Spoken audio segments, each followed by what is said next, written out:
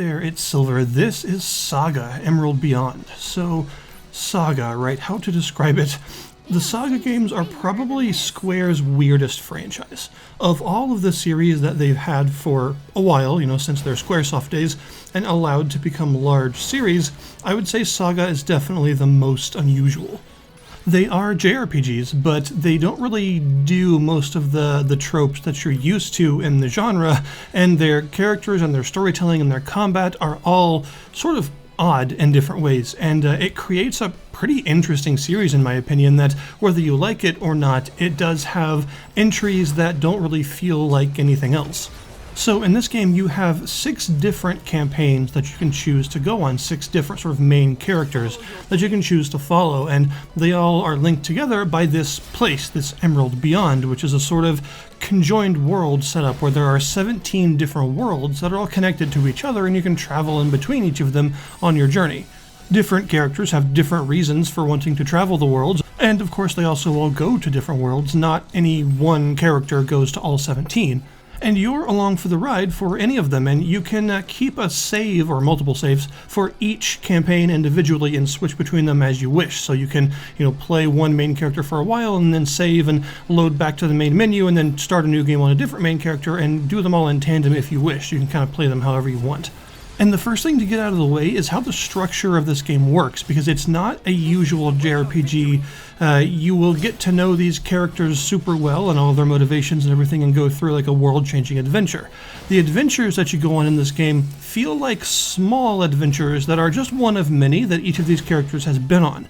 Basically, the way that I interpret it is sort of that all of the characters have been on adventures previously and they will be on more after this one, and you're just sort of along for the ride for one of them. So you're seeing a small facet of these people's lives, but not diving too deeply into any one of them individually. This means that you don't get to know like all of the motivations and personality traits and everything of all the characters as if they were the main character of a traditional JRPG. Instead, you're seeing kind of a cross-section of their lives. So one thing to definitely keep in mind before starting is to sort of adjust your expectations and understand that this is not a traditional JRPG, so you're not going to be seeing like Final Fantasy level character development for each of the characters, because it's not really about staying with any one character for that long. There is character development, plenty of it, it's just not in that kind of format, Another thing to mention about the SaGa games is that they're kind of budget JRPGs. They have a lower budget than your huge Final Fantasies and Dragon Quests of the world, so you're not going to see the same kind of ultra high budget cutscenes and all this like important story stuff done in like a really impressively expensive way.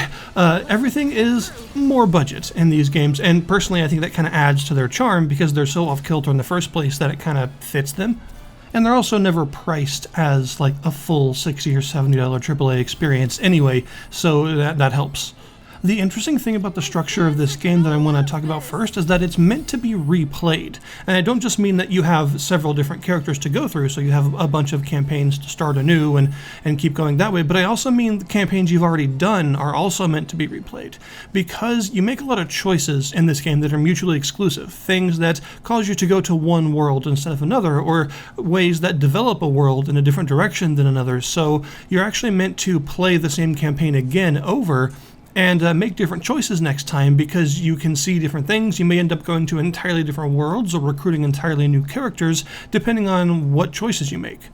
To kind of drive the point home that this is how the game is meant to be played, you have this sort of carryover system from the start where you have one inventory across all of the various campaigns. So no matter who you're playing, all of the weapons you found and armors you've upgraded and all that stuff, it stays with you no matter what. Also, all of the stats and abilities gained and stuff as you've played through with different characters stay on them even if you restart their campaign. So if you encounter them in someone else's campaign and can recruit them, which does happen, or you start their campaign again over, they'll be at the place they were when you finished their campaign the first time. So everyone will get stronger and stronger as you go, and you'll eventually end up with several crossing campaigns of characters that have all gotten stronger. character upgrades and leveling and stuff is always unusual in SaGa games. It's one of the weirder aspects, and there are no levels in this game. Your characters don't level up. There's no experience at all. And the way that works is when you finish a battle, characters have a chance of having their stats enhanced in different ways. They can have their HP enhanced, their maximum HP, as well as all of their stats like strength and dexterity and intelligence and all those, and also all of their weapon skills, because there are lots of different weapon types in these games, and the more you use them, the more likely it is that their skills will increase. The skill increases you get at the end of battle aren't guaranteed. Harder difficulty battles have a higher chance of increasing stats, but there's no real guarantee of it exactly. There are easy, normal, hard, and brutal battles, and by the time you get to hard, you're probably going to be seeing several stat ups at the end of each of those. That's usually how it works. But yeah, and also there's sort of a weighting system with what will increase, but it's still a little bit random. You may cast a whole bunch of spells as a character, and so their intelligence goes up at the end of battle, or maybe their magic skill goes up, or both sometimes. Or you may just get hit by a bunch of physical attacks, so your health, your maximum HP goes up, and also your endurance, your sort of physical defense. So that's kind of how it works. Basically, the more you use something, the higher of a likelihood it goes up after the battle's over. Now, the absolute coolest part of this game, in my opinion, is how the characters work mechanically, because there are several different kinds of character that you can have in your party at any given time, and they all have completely different mechanics and ways of getting stronger from each other, which is super cool. You've got humans, which are pretty much exactly what you would think, right? They just get more powerful over time, they're flexible, they can do just about anything. You've got people like vampires. Vampires have some pretty significant stat ups oftentimes, but their main thing is they can sort of embrace other people to become their knights, and they can get these things called sanguine gear, which is like highly upgraded gear that you can only get in very specific ways, and only they can use it, or their knights. Anyone that they've knighted can also use it. And sanguine gear has a bunch of special rolls and like passive stuff that only it gets, and it's very strong. And they also have these techs, which are skills in battle, and they have techs that only they can use. They cost some LP, which is like a resource that represents your ability to get knocked down and get back up, basically. So like it's when you get KO'd in battle, it takes an LP from you. But then you've also got some other types of people, like, say, mechs. Mechs are completely different. They don't get stat ups in battle. They don't have their stats improve. They can have their skills improve after battle, but none of their stats. And instead, their stats are determined by what they have equipped. Rather than being able to equip 2 weapons and a couple of different armor pieces, they can equip just a whole variety of anything they want. They have like a whole bunch of equipment slots. So yeah, you raise their stats by equipping them with specific things. And also they don't learn techs in battle by advancing with certain weapon types and stuff. Every weapon has a specific tech that it gives them, and they can only use what they have equipped, basically. So they're really strong party members, but they're heavily determined by what you have to gear them up with. And then you've got ephemerals, which they go through an entire life cycle in your party. They start young and are sort of monster-like. They have some interesting characteristics, and they get older and older as you adventure with them, and they get more and more powerful, and eventually they die and be reborn as a new ephemeral in your party that will have some different stats. All of their stuff will carry over in their rebirth, but they'll also get these inheritance skills that only they can get, and change what they're good at sometimes when they are reborn. You've also got Kugutsu, which are these wooden puppets. They have normal stat ups like humans, but they can also be given souls, which can increase their powers in different ways, and they can also sometimes mimic the techs of others. So sometimes when they see you or an enemy using a skill, they can learn it for themselves just by watching it. And then there are also monster party members like slimes or werewolves that have or a cat, that have some pretty cool stuff, including the ability to eat other monsters and gain their skills by eating them. So they are sort of like blue mages. They can get enemy-specific attacks just by consuming enemies. They can also unleash an enemy, which will sort of delete that skill from their list, but in a really powerful way that can be super strong, and they can use that unleash to consume more and get new skills. There are also relic bearers, which are people with special relic equipment that can do the monster thing. They can absorb monsters they kill and unleash their attacks. So there's a huge amount of variety in this game when it comes to its mechanics, and this is where we get to the combat, because the combat is one of the most complicated turn-based JRPG combat systems I've ever seen. There's so much going on in combat, but it's all timing based. So you'll see at the bottom of the screen a timeline, and things on the left are happening soon and things on the right are happening later. So everything goes in that order. And everyone has a sort of color beneath them, either red or like a greenish color. And that represents them sort of linking together. And if you have multiple people using techs or spells alongside each other where these green bits link together, then they'll use a combo attack, and this will drastically increase the power of the attack. So you want to time your character's various skills so that they're acting next to each other, which will create a bigger and bigger combo as long as you keep them together.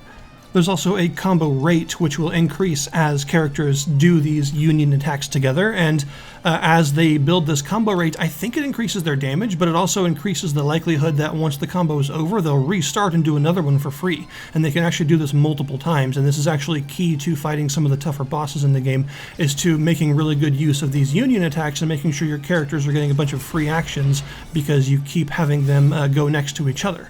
You have BP in combat, which are those stars that you see at the beginning of the turn, and exactly how many you start with and how many that you get per turn is determined by the formation you're using.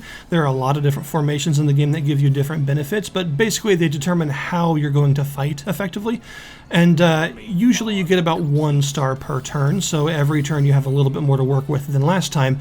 This means that not everyone will get to go on your turn. Sometimes you have to choose certain characters to do something and not others because you don't have enough BP to spread out through all of them.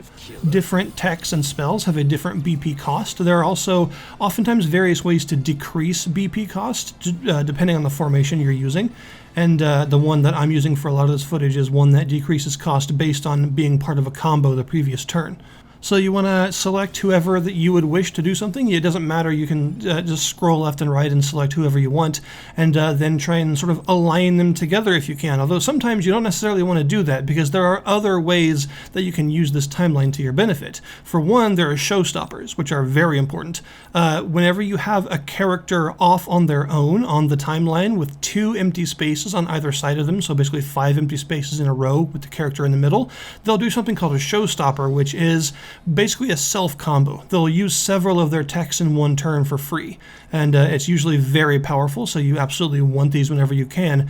However, all of the stuff I've mentioned can also be done by enemies, so you want to be careful about letting your enemies link up. Sometimes you might want to not link your characters together on purpose because you're more interested in inserting your own character's turns in between enemies' turns to break them up so that they don't get the combo themselves. There are lots of different circumstances where you might want to do stuff like this, as well as if an enemy is off on their own, they can also do a showstopper, so you may want to use like a weak but really fast skill for one of your characters to get one of your characters up in that space and make sure that the enemy can't pull off a showstopper. So yeah, they will always try to do combos and stuff when they can, and you want to thwart this whenever possible and then do your own for maximum damage. So this means there are just a load of moving parts in this combat system. There's a huge amount to take into consideration. You've also got the fact that spells have incantation times. You don't just cast them immediately on the turn that you choose them. You have to wait a little bit. There's also stuff like the fact that the timeline isn't set in stone once everyone is acting. So if you use skills that can delay others, you can push this timeline around and push enemies apart or push your characters together to get combos that you couldn't otherwise get while you were just selecting skills before battle. If you kill an enemy with a combo, then their space will turn your color, which means you can use killed enemies to extend your combo range and have more characters involved in a combo than were previously. But of course, you can't talk about SaGa without talking about glimmers. So in this game, you do not learn new skills and spells by leveling up, since there are no levels. Instead, you learn new stuff by glimmering it in battle, which means sometimes if you use enough skills of a certain type, your characters can randomly just learn a new one. If you've used a whole bunch of longsword skills, then maybe they'll learn a new longsword skill on their turn. And this is called a glimmer. It's called that because a sort of ideal light bulb appears above their head and glimmers, and when this happens, they will use the new skill for free, and then for the rest of that battle they'll have it in their list of usable skills for free, because you do have a limit of like 8 different techs you can bring into battle. But when you glimmer a new skill, it creates its own slot, so you don't have to worry about running into that limit. So yeah, you just want to increase your weapon skills by using that weapon a lot and increase the overall rank of the skills you have for that weapon by using them more often, and then as you do this, you will start to glimmer new ones. There's also a red glimmer, which I think is new to this game, which is a custom skill, which is basically it's the same animation as a skill you already have, but with different effects. It's got a different name and it has some different capabilities. Maybe it can quell an enemy's counterattack, or maybe it just comes out a lot faster, or maybe it costs less, or something like that. There are just sort of altered versions of current skills. There are also conditional techs, which can be learned in the same way, and they involve things like counterattacks, or interrupts, or pursuits, just various things that don't go off automatically just by selecting them, but instead have some sort of condition that triggers them to happen at certain times during the turn. So you put all this together and you get a massively complicated turn-based combat system that's got a lot going on, but it's actually really fun. And I think they've done this really on purpose because a lot of what you're doing in this game is combat. So you may as well make the combat really engrossing by having tons of stuff to do in it and making it this sort of interesting tactical experience. So what they've done, what they've chosen to focus on, is the mechanics of this game to make them highly varied. World exploration is done in this kind of storybook-like way where you walk around in a sort of two-dimensional representation of the world that you're in. It's sort of adorable, and it's also really well drawn. It just looks quite pretty. It looks like something out of an indie game, honestly. Each world has its own visual themes, its own soundtrack, and its own problems to solve. And when you arrive in a world, generally, the interesting thing about the way this game's narrative works, you're not there to save the day. You pretty much never do that in this game. Unlike in a usual JRPG where you're here to save the world from some sort of world-ending force, that's not really happening in this game. There is an overarching sort of meta plot that you'll see fragments of as you go through each character's campaign.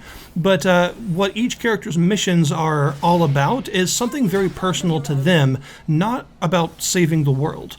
So you end up with a pretty interesting idea where the game's story is like smaller vignettes of various worlds and their problems, and your adventure in them to sort of help them out, but not necessarily save the day. Oftentimes you have decisions to make that don't really save anyone or otherwise don't fix the world that you're in, but just sort of make a small impact on it, as if you're one adventure out of many. The individual worlds themselves are quite interesting. They have some really neat themes and some pretty cool narratives spun through each one of them. And you may come across, say, a world where everyone was frozen in place, and except for one person who has these magic matches that allows you to unfreeze people, but they only have 8 matches, and there are more than 8 people frozen, so you gotta choose carefully who you want to unfreeze. You'll eventually make it past this puzzle section and have to get some key items and stuff from the realm after a few combats and all that, and then you'll come across the truth of who this emperor was that did all of this, and you'll have to fight the emperor in a big battle at the end. But even though this sort of undoes the curse and unfreezes everybody, this world seems to be on a bit of a decline and not necessarily doing so good, and you don't save it. You help out its current predicament, but by the time you leave, you don't get the feeling that this world is like massively better off for you having been there, but rather you just sort of helped in one facet of its existence. And to help drive this point home, you can actually choose right when you get to the point where you have the choice of revealing who the emperor is and going and fighting him, you can just choose to leave. You can say that, you don't want to make this world's problems your problems. You got what you came here for, and you're just going to let the denizens of the world figure it out themselves and just walk away. It's always a choice to simply leave this world and go to a new one, and the game doesn't make you go back and solve it for real later. It allows you to make the final choice to simply leave this world's plight in the hands of its own denizens and go elsewhere. So there's some pretty cool ideas for worlds here. The strength of this game's storytelling is not in depth of character, but is rather in variety of sort of mini narratives that you'll spin as you go along and see how they relate to each of the characters you have in your party, and maybe go back to them as that same character again later on and see if things change. Because sometimes you may go through a character's campaign and go to a certain world, and then you start their campaign again and go back to that same world, but you meet a new character there that you didn't meet before who gives you an option to solve that problem in a different way, and then they become a party member later, and you never saw them originally, so now you have a new party member and a different way around that world. And that's just kind of how this game's narrative is meant to function, I think. It's sort of like a multi-piece puzzle that you're putting small bits of together, and the overall larger aspect of it, the more meta plot that's going on is kind of in the background rather than being something that is this big world-threatening final boss level thing that you got to worry about. And, you know, some of the worlds have choices that mean you can't really come out of the world in a good way. Like, some of them are meant to be kind of destructive or overall kind of depressing a little bit, but in a way that's interesting to watch unfold. Like, there's a world with these 4 guilds fighting each other. They're sort of elemental or season themed. And this whole world seems to be based heavily on self-interest to like a destructive degree. And each one of them names the alliance they're in with their element first, so none of them can agree on what the alliances are even called because they all want to name themselves first. And once you get here, there's not really a lot you can do. You might be expecting that since it's a JRPG, you're going to find a way to give all these characters common ground and, like, you know, kumbaya around a campfire and stuff and solve everyone's problems at once. But it doesn't really work that way. And instead, you'll be sort of building infrastructure for some of them while others will be attacking that infrastructure. And then sometimes you may end up destroying some of the infrastructure you've built before because alliances have changed and people turn on each other. And at the end of the world, people learn some very valuable lessons, but at an extremely high cost of basically the destruction of everything they were working for. So by the time you leave that world, it doesn't feel like you solved their problems. It feels like you took part in an interesting vignette of a narrative, but you didn't solve it. You weren't the hero that made the day. And I think a narrative where you're meant to be a bystander, experiencing it as you can, rather than the main focus as a hero, is an interesting idea, and I like how they've done it in this game for the most part. Overall, my opinion of Emerald Beyond is that it's a SaGa game, and in fact, it's maybe one of the best SaGa games, at least of the ones that I've played, because of its extremely good combat and really interesting character customization and stuff. I didn't mention there's like an item crafting system where you can get all these resources and improve your weapons and armor in various ways. There's no currency in the game, so instead you use this sort of trading system where you can put up certain items on a trading list, and they NPCs will trade you for other items in return, and you can sort of get various resources that way. It's an interesting way to do things that fits the overall idea of the game just being mechanically odd in a lot of ways. But yeah, I think it's a very good SaGa game. However, if you're going to get into it, you got to kind of understand what that means, right? This is not Final Fantasy, and if you're expecting a sweeping high fantasy story of that kind, that's not what you're going to get here, and you're probably going to be disappointed. Instead, you got to think about small character moments, little narratives, and a fascinatingly complex combat system, because that kind of is what this game is all about. So if you're up for a more budget RPG with some heart behind it and some really interesting ideas and are okay with the shortcomings that entails, then I think you could do a lot worse than to try this out. So I'm going to link you in the description below this video to the Steam store page for SaGa Emerald Beyond if you'd like to check it out yourselves. Thank you guys very much for watching, and I'll see you next time.